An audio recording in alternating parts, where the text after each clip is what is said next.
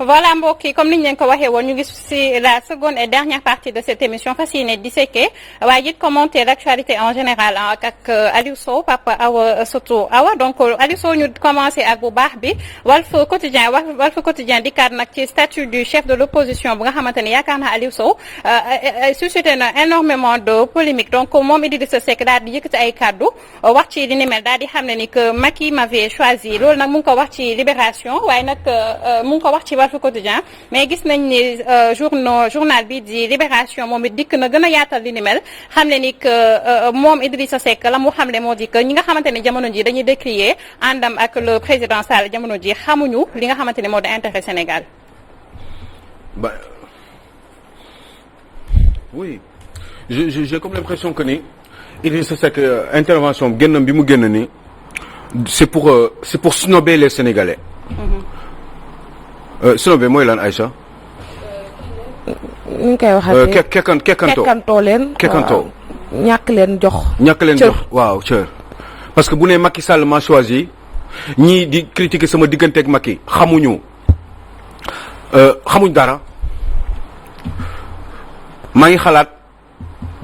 ñoom professeur Babacar Diop. maa ngi xalaat Mamadou Lamine Diallo. mouvement Tekki ñooñu nga xam ne deuxième tour élection présidentielle ñoom dañu ne woon Macky Sall warul nekkaat président de la République n'importe comment waru koo nekk Ousmane Sonko warul nekk président de la République Idrissa Seck la ñu am yaakaar pour mu suqali réew mi élection yi jàll Macky Sall génn ak 58% Idrissa Seck mii tey ji nii toog am autour de 20%. Ousmane Sonko nekk ci ginnaawam avec un peu plus de 15%. ñu ne ñoom ñëpp bi ñu dajaloowee ne reconnaître ñu victoire président Macky Sall. et à sa tête ki nga xam ne moo jëloon deuxième ci élection présidentielle yi moo jiite woon wax boobee maanaam Macky Sall nekkul président de la République du Sénégal kooku tey tudd Idrissa Seck moo ñëw di snobé sénégalais yi je dois avouer que dama ci yeewoo ak naqar parce que je me dis que amaana xëy na mënuma ci dara waaye dinaa ko wax ba sénégalais yi dégg xam ni ñun kontaanuñu ci comportement de ce monsieur-là qui est Idrissa Seck. Idrissa Seck moom mais waxoon ni Macky Sall du président de la République reconnaître ko dama yaakaar ni kenn musul gis depuis boobee Idrissa Seck taxawaat ci télévision bi ne finalement man maa waxoon Macky Sall du président de la République reconnaître ma ko waaye tey nangu naa ko. ana lu ëpp yàpp sénégalais yi jusqu'à ce point. Libération qui sort dans ses interventions pour dire que le quotidien Libération. Cheikh Mbacké Guissé. mun Idrissa Seck nee na ñii di wax ci sama digganteeg Macky eh ben ñooñu xamuñu dara. tekkiwuñu dara mënuñu dara ñun ñoo ñi war a téye Sénégal ñoo war a assurer avenir u Sénégal ñeneen ñi tekkiwuñu dara. mais Aliou Sow bëggoon na. amaana Mamadou Lamine Diallo yaa ngi ciy bàyyi xel. te Idrissa Seck nee na la tekkiwuñu dara. war na ko Aliou Sow yow professeur Babacar Diop entre autres ñi ko soutenir woon. mais comment on choisit le statut du chef de l'opposition parce que bu ñu sukkandikoo ci kàddu yi nga xamante ne Idrissa Seck biral na ko dafa mel ni le président Sall moom mooy toog rek xëy ne kii moo ma neex moom mooy nekk chef de l'opposition est-ce que du loolu lañ mën a jàngat par rapport à ces dires. statut chef de l'opposition tegoon nañ ko bu yàgg depuis ci Abdoulaye Wade. waaye définir ñu woon exactement nan la ñu war a organiser loolu kan moo ko war a doon. waaye tegoon nañ ko constitution bi prévoir na statut de l'opposition waaye anam yi ñu ko war a defee loolu assemblée nationale moo ko waroon organiser mais moment boobu Abdoulaye Wade dafa bañoon Ousmane Tanor Dieng nekk ko loolu moo tax bëgguñu woon pousse ci mbir mi ba faf mu jël ay mandaam jeex mu dem ñu bàyyi ko noonu. donc dugguñu woon ci organisation élection référendaire 2016 yi waxuñu ci aussi dañ ko bàyyi noonu mu dee. parce que il faut que ñoom ñuy continuer di président de la république di téye ficelle yi di organiser di xool kan lañ ko war a mën a jox wala kan moo leen arrangé. ak yooyu et cetera. finalement à un moment donné on a pensé que ni le président Macky Sall xalaat ni xëy na war na ko mën a jox Idrissa Seck mais ci biiru ay waxtaan yi ñu doon def depuis fukki weer ak juróom ci seen i biir au détriment encore une fois des Sénégalais. eh ben ñu déggoo ñoom ci seen biir entre ñoom ñu ne léegi amaana xëy na statut de l'opposition amatul importance. finalement yow sax ñëwal ci sama wet ñu liggéeyandoo ñoom ñoo xam nag lan moo tax ñu nekk ensemble entre ñoom ñoo xam ci yan anam la ñu déggoowee pour mën a liggéeyandoo ensemble ñoom ñoo xam lan moo tax ñuy continuer ba ci biir waxtaan teg dil sénégalais yi dil boo xam ne ñun xamuñu lan mooy le contenu xamuñu ndax Macky Sall day am un deuxième mandat en 2024 xamuñu ndax Macky Sall mooy après il va se faire remplacer par Idrissa Seck moo tax Idrissa Seck est convaincu de venir parce que xam na ni par le suffrage des Sénégalais il n'y arrivera jamais donc xawma exactement ce qui s'est passé Aïcha Diakhaté. Aliou Sow li ma jaaxal moom mooy xëy bu fekkente ne tey ci Idrissa Seck mu ngi snobé population yi en disant que le dernier mot revient au chef de l'État c'est comme si que noonu la ko waxee daal ak li mu sekk ak Macky Sall moom rek moom moo ko xam moom est-ce que nekkinam ci gouvernement bi sax dina neex ndaxte démb bu ñu dégluwee ki nga xam ne moom moo di secrétaire général au gouvernement Abdou Latif Coulibaly n'a pas été très très tendre ak Idrissa Seck comment croire wala comment supposer ça a vécu ci biir gouvernement bi durant ces 4 ans yi nga xam ne war na ko bokk ak ñoo xamante ne nii il se regarde en chien de faïence. C'est ça mon problème. Mais oui c'est un problème pour tous les Sénégalais Aïcha parce que finalement ça devient un jeu de dupe man pour man ay tegante xel la Macky Sall am na lu nekk ci xelam loo xam ne waxu ko Idrissa Seck ci biir waxtaan bi yegguñu jusqu'à un certain niveau de sincérité bu yegg 100% ce n'est pas possible ku si nekk yaa ngi garder ay réserves. Macky Sall d'abord am na lu muy sóoraale Idrissa Seck am na lu muy sóoraale waaye Macky Sall aussi dans l'histoire je crois que il serait beaucoup plus avantagé par rapport ak situation bi nu mu demee nii parce que dina ko dugal bi nga xam ne buñ tolloo ba 2024 Idrissa Seck lan la mën a wax par rapport au bilan du président Macky Sall est-ce que bu Macky Sall buggee continuer waat pour X raison Idrissa Seck am na droit taxaw naan day dellusiwaat pour wax Macky Sall non amoo droit am 3e mandat comme ni mu ko defee yaa ngi fàttaliku. Idrissa Seck waxoon na Abdoulaye Wade bi mu gisee Guy Carcassonne et cetera le professeur de droit constitutionnel la français bi mu gisee ba mu conseillé ko ne ko je crois que ni selon seen constitution ni mu demee Abdoulaye Wade amul droit am un 3e mandat Idrissa Seck dafa taxaw jàkkaarloog Abdoulaye Wade bi nga xam ne fu nekk jaar nag moom am osé am fit taxaw ne ko yow Abdoulaye Wade président de la République sortant amatoo droit am beneen un 3e mandat donc leeroon na est-ce que Idrissa Seck aura ce courage là ak Macky Sall je ne sais pas parce que peut-être que situation yi xam nga politique aussi c'est du circonstanciel de lieu et de temps moment boobu noonu lieu boobu ak temps boobu est-ce que Idrissa Seck peut-être il avait trouvé que ne moment boobu loolu la waroon tontu Abdoulaye Wade surtout que amoon na ay problème ak moom de trahison parce que Abdoulaye xëccoon na ko Al Amin indi woon na ko ci wetam et cetera mu amoon ay yaakaar après finalement Abdoulaye Wade beddi ko sànni ko fële est-ce que loolu moo taxoon mu osé gën a am courage ne Abdoulaye Wade amoo droit am un 3e mandat avec le prétexte du professeur de droit constitutionnel Guy Carcassonne léegi nag bu weesoo loolu léegi nii comme tu sais du circonstanciel de lieu et de temps en politique finalement temps bi bokkatul lieu bi bokkatul léegi et puis âge bi bokkatul at yi bokkatul yaakaar yi bokkatul yaakaar yi mu amoon fële Idrissa Seck peut-être que léegi yaakaaram parce que xam na ni xoolal ñi ko 20 candidats 20 chefs de partis politiques ñoo ko jàppale woon en 2019 mais finalement ça n'a pas marché il s'est retrouvé avec 20% donc Macky Sall s'est retrouvé avec 58%. Il y a un seul garçon qui vient de naître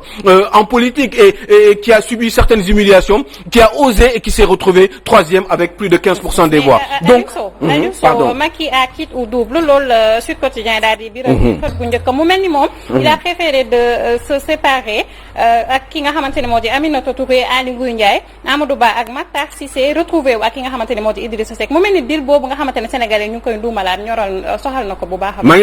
maa ngi xalaat Aminata Touré qui était une inconditionnelle dans ces moments-là de Macky Sall et une anti Idrissa Seck lu Idrissa Seck yàkkoon Abdoulaye Macky Sall Aminata Touré Mimi Touré moo nekkoon ki nga xam ne moom moo njëkk taxaw de défendre Macky Sall. kooku tey jii moom la ñu humilier pour jël place am koo xam ne je ne sais pas je crois que Mimi Touré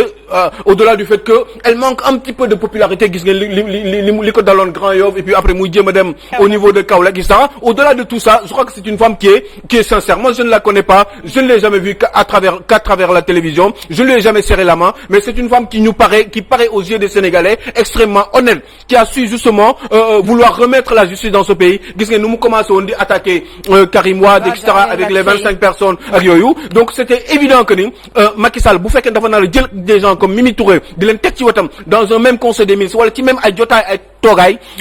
en face jàkkaarloog Idriss Seck wala jàkkaarloog ay Antoine Diome wala jàkkaarloog ay Omar Sarr et cetera de surcroît son ex-mari ba pare doon yàq lu nekk Macky Sall et cetera. Donc loolu dina metti torop. Macky Sall a quitte ou double, bravo Sud Quotidien. Ils ont pris le risque de il a pris le risque moom Macky Sall le président pour éventuellement même sûrement beddi ñi nga xam ne ñoom ñoo ko liggéeyaloon sa njëlbeen ñoom ñoo tax bokk nañ si ñi tax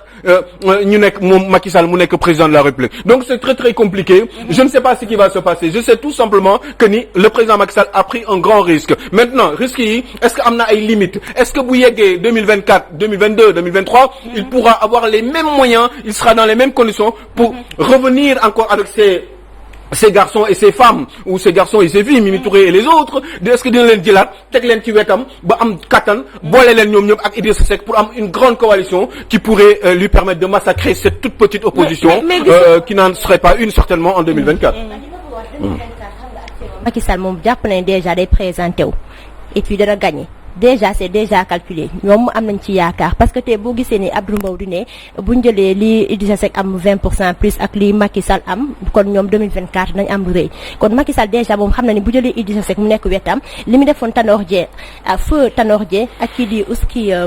président de l'Assemblée nationale mooy Moustapha Niasse tey ji ñëpp gis nañu ñooñu seen parti jotuñu présenté wu ci élection yu ñu jot a génn kon actuellement aussi réew mi jàpp nañ ne 2024 du présenté wu day jàppale kii di Macky Sall pour mu briguer un troisième mandat. Bu ko defee moom il verra bien, mais il faudrait juste que Abdou Mbow se rappelle d'une chose, c'est que en 2024, aujourd'hui celui qui a 14 ans aura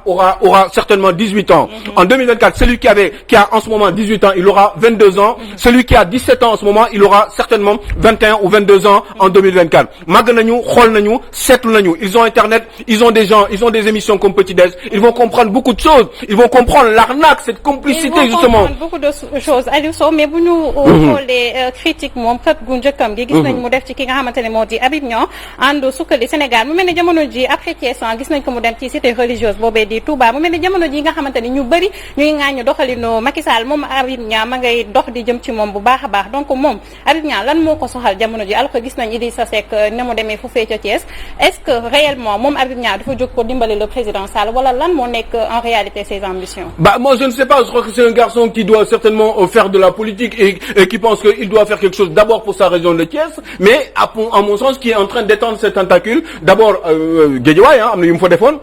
xàcce xaw ma fan yooyu noonu biir Guédiawaye Sam Notaire.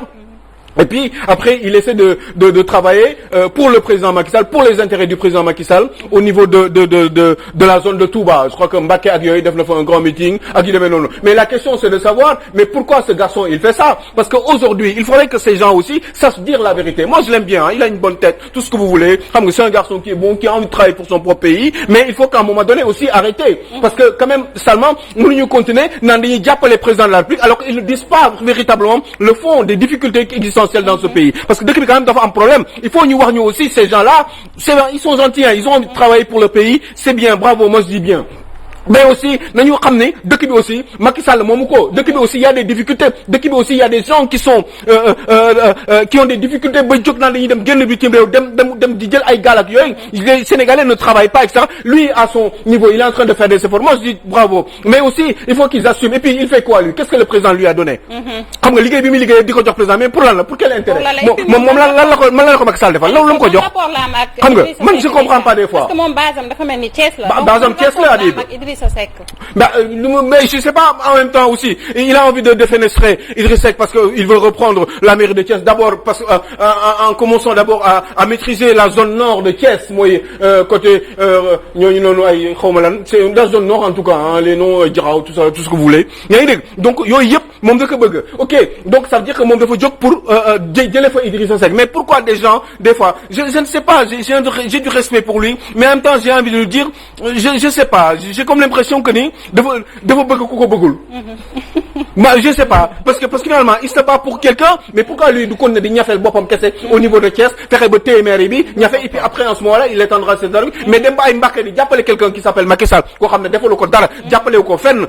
c'est lui tout seul qui se débat pour essayer de s'en sortir avec certaines populations parce que ça relève de sa propre générosité tout ça on peut comprendre mais à un moment donné il faut arrêter il faut dire la vérité aux Sénégalais pas Macky Sall